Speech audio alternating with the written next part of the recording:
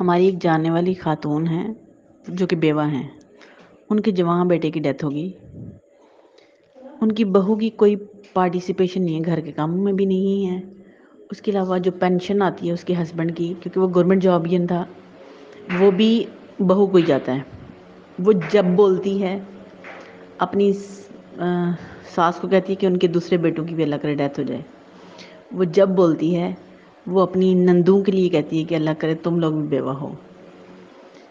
کسی کے کہنے سے کچھ نہیں ہوتا، اس لیے کہ وہ ناجائز اگر کوئی کہہ رہا ہے تو کسی کے کہہ دینے سے کچھ نہیں ہوتا، کیونکہ اللہ تعالیٰ نیتیں جانتا ہے. وہ کسی کے ساتھ زیادتی نہیں کرتا. آزمائشیں آ جاتی ہیں لیکن زیادتی نہیں ہوتی. تصویر کا ایک رخ یہ ہے، اور دوسری سمت ہمارے ملک کا یہ عام کلچر ہے کہ جہاں پہ بہوؤں کے ساتھ زیادتی ہوتی ہے، بیٹیوں کے ساتھ زیادتی نہیں ہوتی. لیکن یہیں پہ ایک ایسا ماحول بھی ہے جہاں بہوئیں زیادتی کرتی ہیں، برداشت نہیں کرتی، صرف زیادتی کرتی ہیں.